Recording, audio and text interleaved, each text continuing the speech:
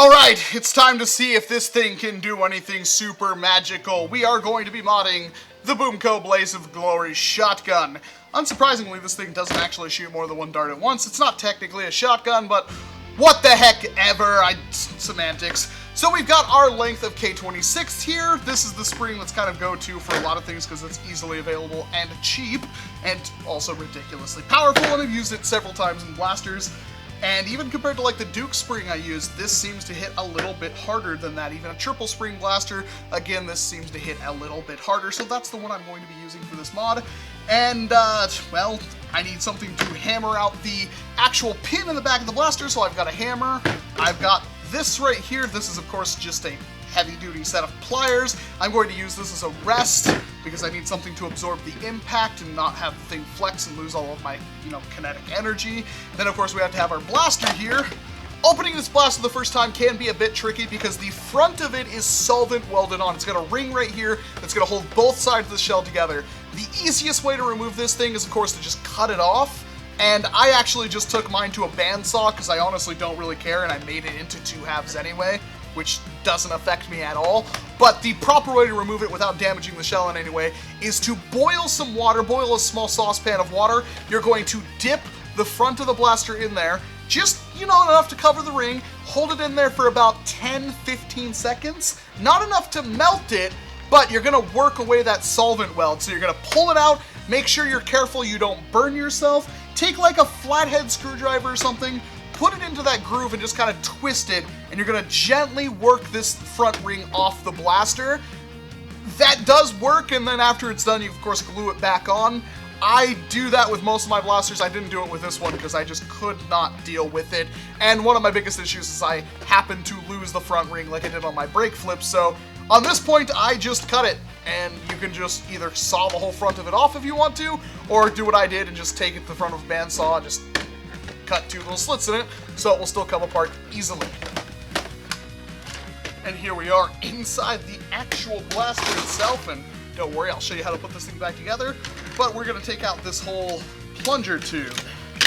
And yes, it is freaking identical to the far shot. There is no difference in width or anything like that. They are freaking identical in every way, except for this has obviously a little stem on here so it could press against the air release and shoot the clip, of course. They're identical, and that should mean that every single spring mod that you'd want to do to a far shot, you could totally do to this thing.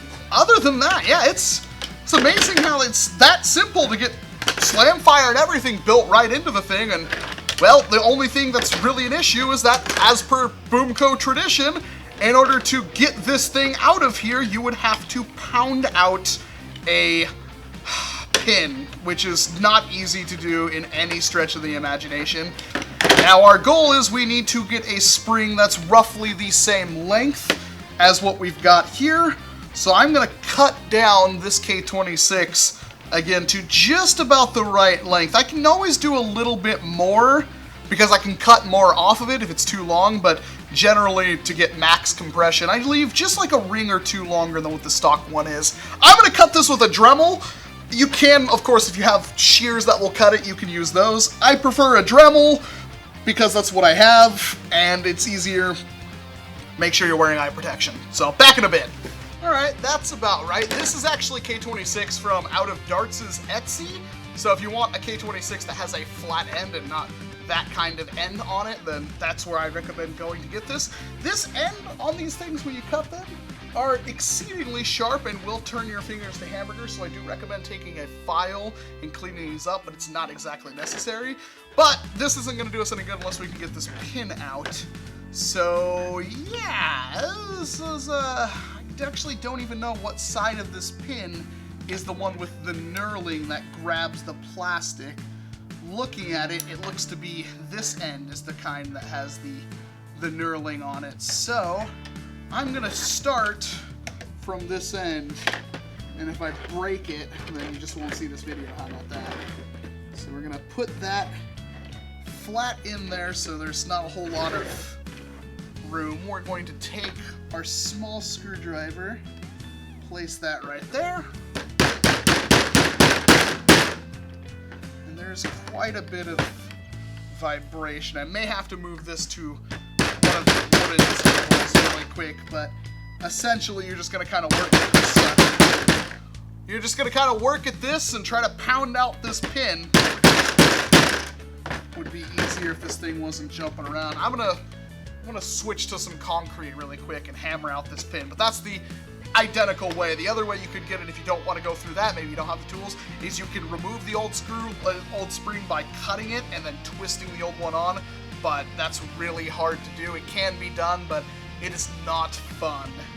So yeah, I'm just gonna go find a concrete step and go hammer this out, so I will be right back. Well, I didn't even hit it that hard, and we kind of have a worst case scenario here.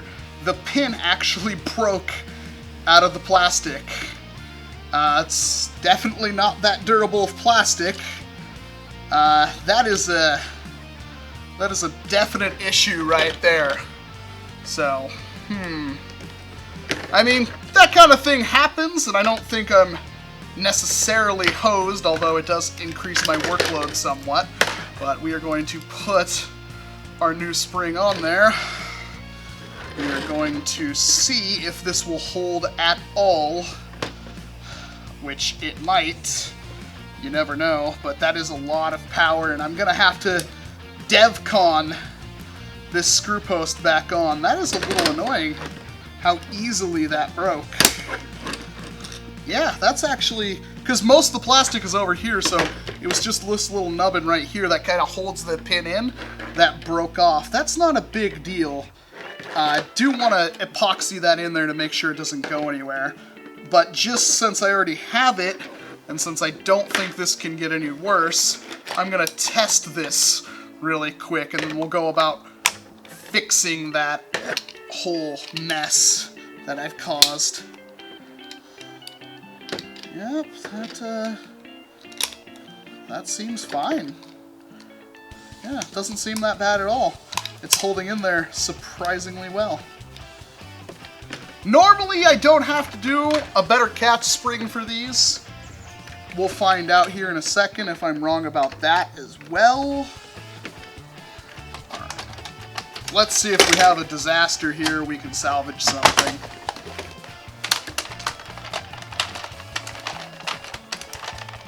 I'm not getting it to catch, so I'm gonna have to see if it's just not getting enough compression. Oh, it's like a millimeter too long, really. We could fix that. Yeah, we're just gonna have to cut off a tiny little bit of that, if anything. All right, let's see if this does a little bit better now. Yeah, that is let's just put this whole thing together. I have a feeling it will catch now.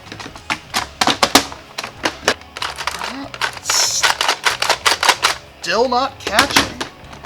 Usually you can feel when a blaster is trying to catch and can't. And this time I'm not feeling anything. It's just not catching, which again tells me that the spring is too long, but the spring is right up there.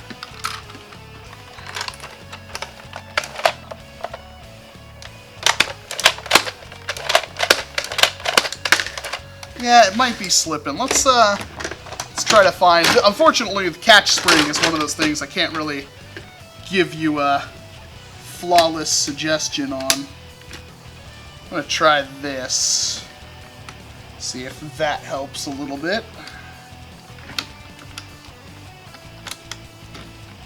Not the best way to go about it, but if it works, it works. There we go. See if that helps. If I get just a little bit more of a catch, then we'll know if it's a catch issue or not. Yeah, it doesn't even feel like it's trying.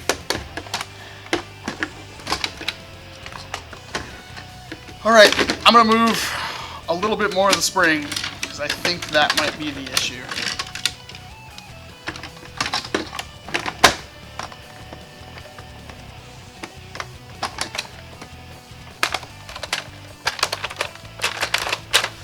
It's still not even trying to catch. I can't cut the spring more. No matter how much of this I seem to remove, it's still not enough.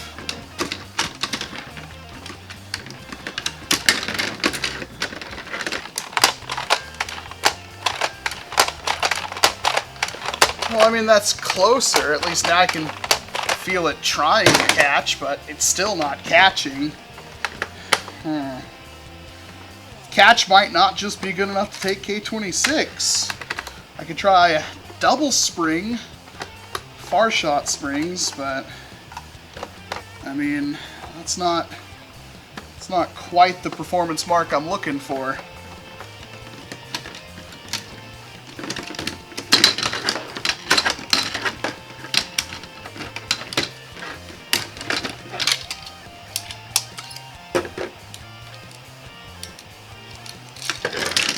Alright, let's just try double far shot springs, I guess.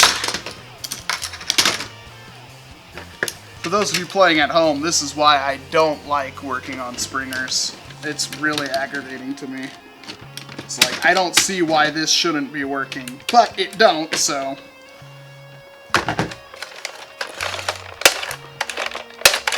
Nope. Oh, there we go. Okay, well, that caught. Alright, sun's almost down. I've got it. Kinda. So, in terms of actual range, with a stock spring and a far shot spring, it's pretty good.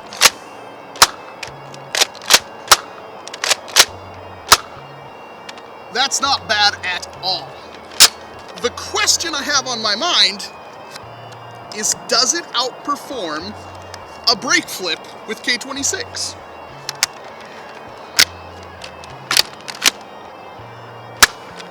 Whoa. At the moment, no. No, it does not. Brake flip still hits harder.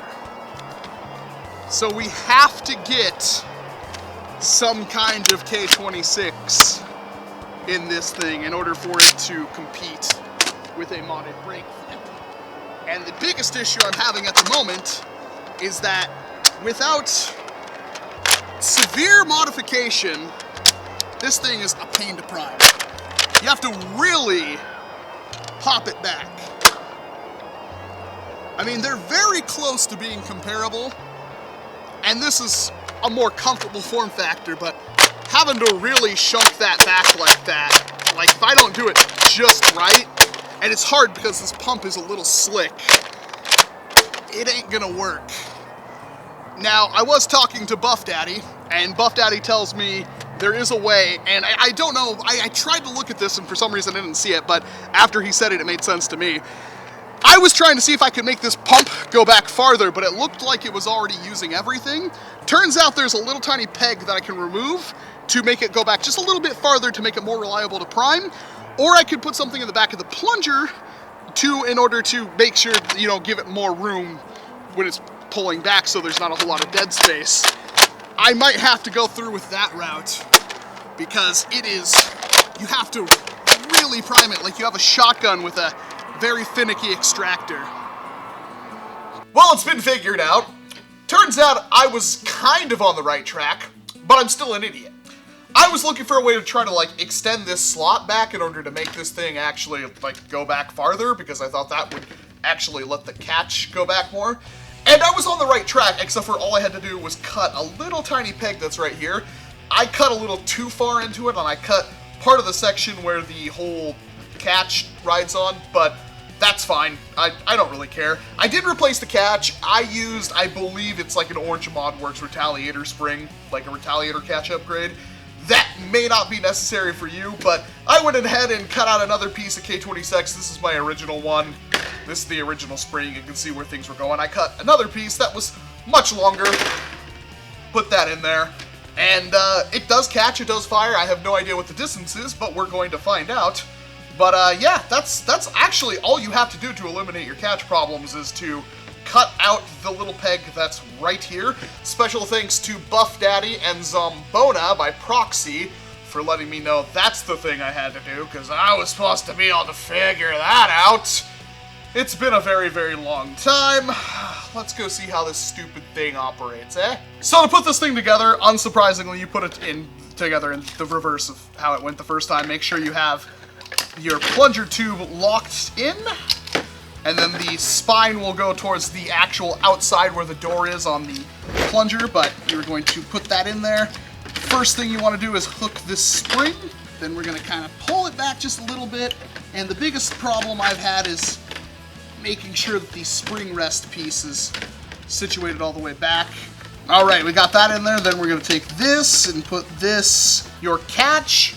The slanted part of the catch is going to go up like that, so you can just put that in there and put that spring like that. Next up is the front plate. We're going to have this piece right here with the hole right there, with this spring-loaded tab going towards the outside of the blaster, the pretty part of the blaster. Just going to kind of, there's a track that it will fit into, and then you want to make sure that the hole where the stem on the plunger tube comes up, where it meets the clip, you want to make sure that that's caught in there nice and well. The trigger mechanism, of course, this is a little more finicky than it has to be, as then you just put it like that. And there you go. That's it. Really, really easy part. This part has a little pin, like this, that sets in here. Then that will go like that. This part is actually what helps index the clip. So you want to have the spring-loaded tooth facing into that little section on the clip plate. The spring will be facing towards you or towards the left-hand side of the shell, and you want to make sure this little round nub at the top is actually in the track at the top of the blaster. There is a little catch. It's way easier if you just kind of slide this in here while depressing that catch. That's in there. Then you just take your spring, set that in there. Then, of course, this piece right here, which is your rail, this part is going to go towards the top. It's going to fit into a little recess right there. Then your whole spring-loaded plate, it's going to fit through right here. It's got its own screw that's going to attach it to the shell. The part of your pump is going to go through here, and the two screw posts are going to go into these two holes right there. And then you just take the other side of your shell, slap it on there. Might be a little difficult because of these little pins, but there you go. And then put that in. There are these little tiny wheels that may pop out of yours. They go next to the pump to try to make the pump a little bit more pleasant to use. On mine, one of them likes to pop out, and I don't think they're necessary. They're nice to have, though. Just make sure all of those are in before you put yours together. There we go. And then you put that in there like that. And then you just put in all the screws and you're good to go, except for this thing popped right back out. But yeah, these things are not necessary. They're just nice things to have. But that is the reassembly of the blaster. Oh, I freaking hate the rain. Okay, does it work? It primes, and it fires. And that's a pretty good distance. So how does it compare, not that I care anymore, to the brake flip?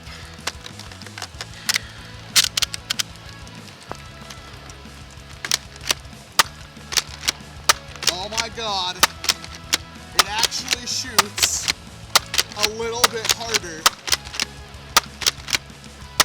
Well, with a steeper angle, the brake flip hits the same. But what the heck ever.